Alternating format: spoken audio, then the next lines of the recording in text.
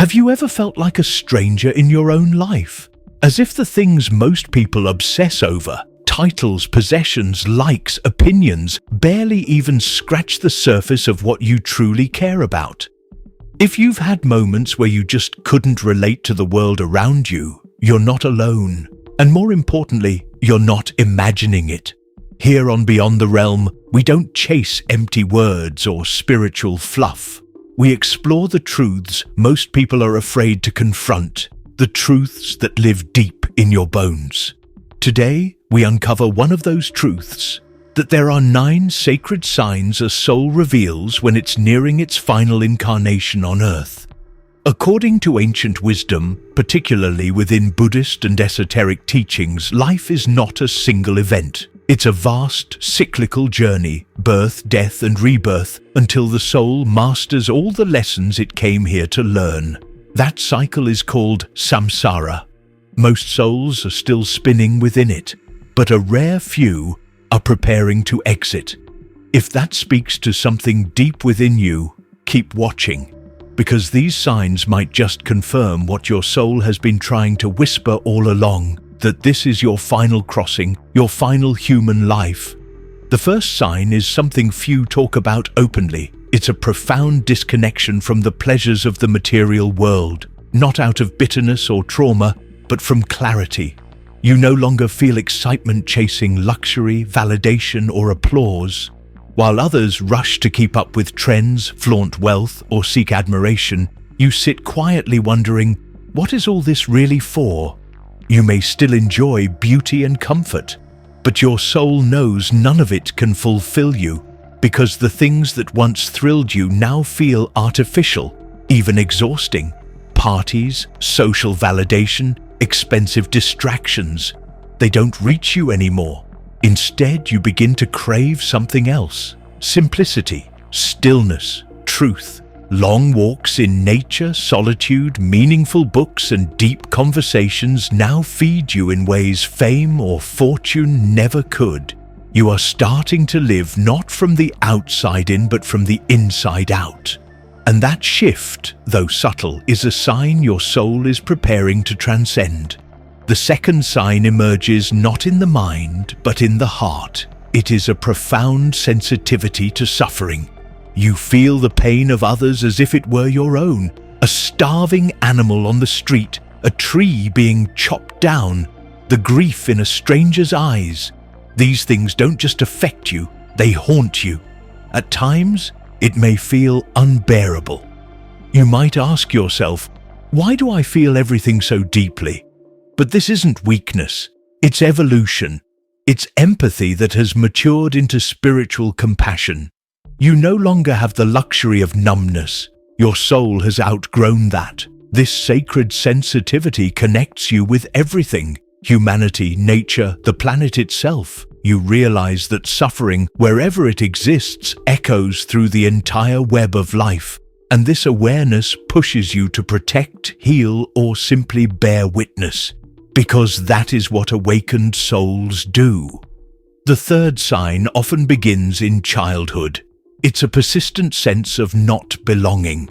You may have gone through life wondering why everything feels so foreign, why you feel like an observer rather than a participant. Even in moments of celebration, success, or togetherness, you felt a quiet distance. A strange echo inside that says, "This isn't home." You've likely spent years trying to fit in, follow the rules, play the part. But no matter how hard you try, the world's game feels meaningless to you. It's not that you're antisocial. You simply sense that the systems of status, judgment, ego, and ambition are not aligned with who you are at your core. Your soul didn't come here to climb ladders, it came to remember. And every time you're in nature, in silence, or in communion with your true self, that feeling of displacement fades. Because you know, home isn't a place, it's a vibration, and you're almost there. The fourth sign is one you may not notice until you start avoiding certain people or places without knowing why. It is the natural rejection of conflict, drama, and emotional chaos. You're no longer willing to argue just to be right. You don't chase validation. You don't care to win debates, prove superiority, or be the loudest voice in the room. You've traded noise for peace, competition for harmony, defensiveness for quiet inner strength. This doesn't mean you've given up. It means you've leveled up. You're beginning to recognize the vibration of everything around you. You feel when something drains you. You intuitively walk away from toxicity. And when you can't avoid it, you neutralize it with your stillness. You're not here to engage in battles anymore. You're here to be light. The fifth sign is a powerful, unshakable hunger for spiritual understanding. This hunger goes beyond religion or ritual. It's not about joining a group or repeating mantras. It's about an internal fire that demands truth. Who am I? Why am I here? What is the real purpose of existence? Suddenly, nothing on the surface satisfies you anymore. Conversations about celebrities or gossip feel like static. You want to talk about the soul, the afterlife, energy, the universe. You dive into books. You find yourself lost in sacred texts, meditative practices, ancient philosophies. But you also start to realize none of these are answers. They are just reminders. Because the truth you seek isn't out there, it's already inside you, and this is the journey. Not to accumulate knowledge, but to remember your own ancient wisdom. The sixth sign is when you realize nothing happens to you. Everything happens through you. Karma no longer feels like a distant spiritual law. It becomes real, tangible, immediate. You think a thought, and the universe echoes it back.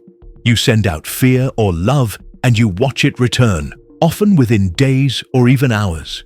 You begin to understand you are not a victim. You are a co-creator. And life is not random. It is precise, honest, responsive. This awareness can be painful at first because it means taking radical responsibility for everything. But it also sets you free because once you see the truth of cause and effect, you stop living passively. You begin living intentionally. Every word becomes sacred.